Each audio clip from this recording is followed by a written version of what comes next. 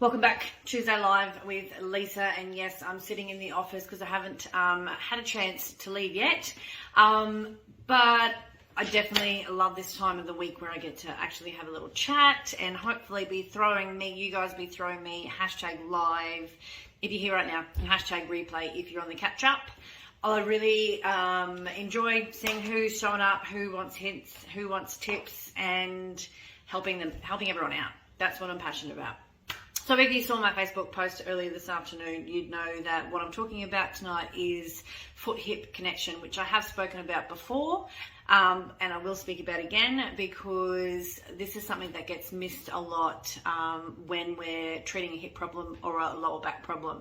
And you know that when we actually have some dysfunctions inside our hips and our pelvis, 9 times out of 10, we are looking at your pelvis. And when you've got a lower back pain and hip pain, we're looking at your pelvis and the way that your pelvis is tilted or rotated, or it's not actually lining up and it's not actually square. What happens though when these things happen, when we get dysfunctions in our feet, you've got to remember that the first thing to hit the ground when you walk, when you move, is your feet.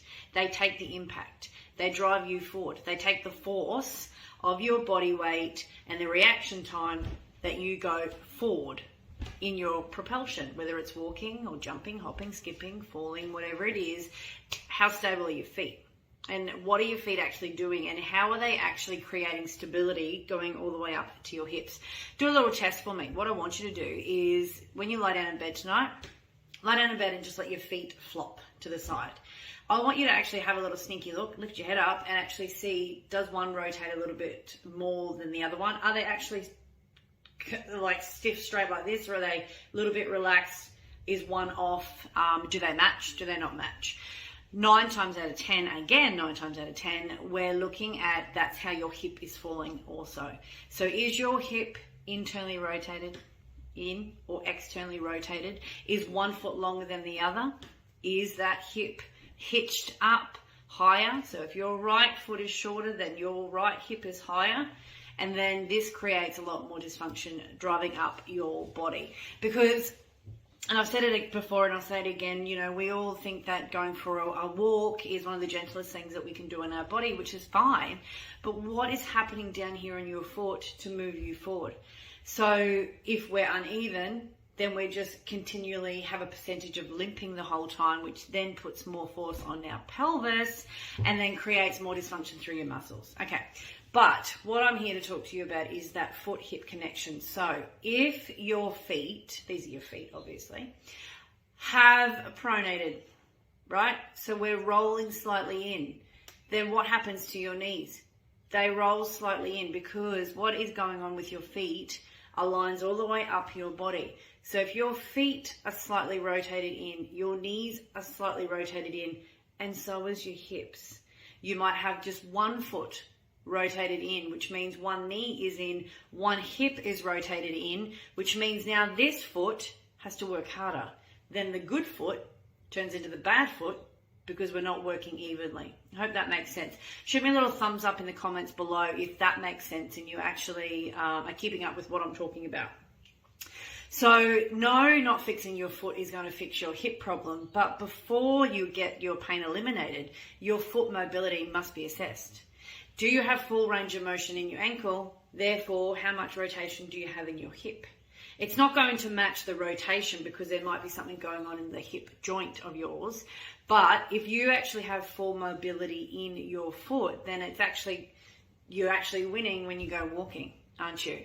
But then I want you to also, and I've handed out, and if you haven't got it already, then shoot me a message.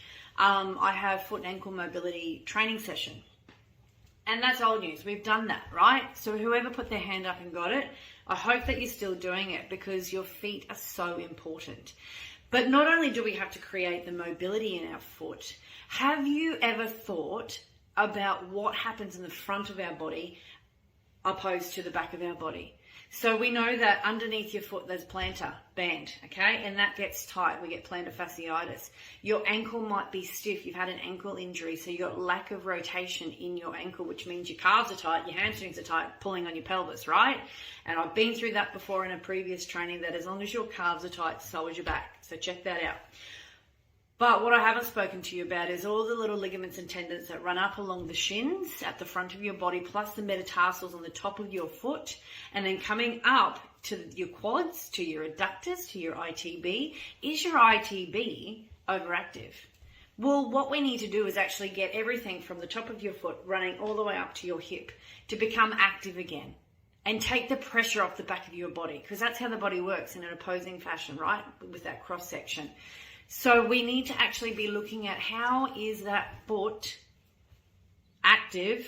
How does it react when you go walking?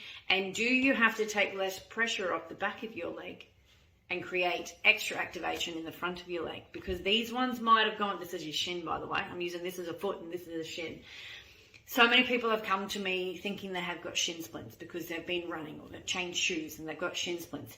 A couple of little ligament exercises to wake up those ligaments that run all the way up the top of the shins, beside the shins, eases that pain. Why? Because they're asleep, they're not working, they don't know what to do, so they cause pain, right? That's a simple version. There's a long, in-depth version of why.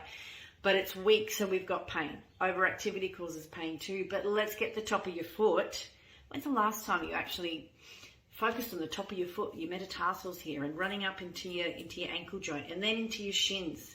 But then everything runs past your knee up into your hip, right? I have got some exercises for you to do if you are interested. All you got to do is shoot me a message. You can leave me a comment below, but in, say, 2 days' time, if you're catching the replay, and you leave a comment, there's so many more comments and they get lost. So shoot me a private message, and you can actually just shoot me a message with top of foot. That's it, and I can get you that training sessions. But you've got to actually assess your foot health, because however your foot lands, what if you invert, right? What if your foot, when you land, and I've seen this so often, when you land, you might roll your foot out. So then now the outside of your body has to compensate the inside of your body. What happens? The outside becomes overactive and everything running up your body on the inside becomes underactive. So many dysfunctions happen, right? So I want you to two little tests for you tonight. When you lie down in bed, relax your hips, relax your pelvis, and let your feet flop. And let me know.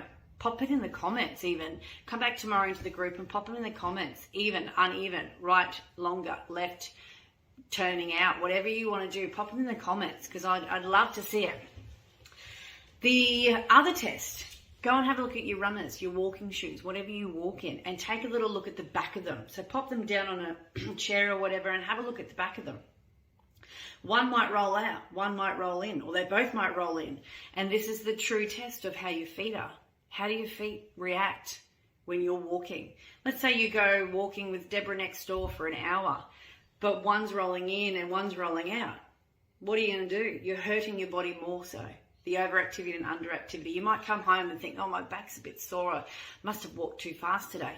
Check out your feet, ladies. Check them out. I could talk about this for hours, but 2 tests, I've just given it to you, and I want you to chuck them in. Be accountable, yeah?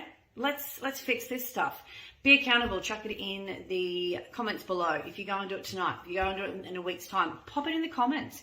You'll be surprised how many people actually don't know how their feet are. And we get so focused on where the pain is, but let's get everything functional. First place to go, what hits the ground first? Your feet. I want you to look at it, take your test, write it in the comments, shoot me a message if you actually want the training. It's there for you.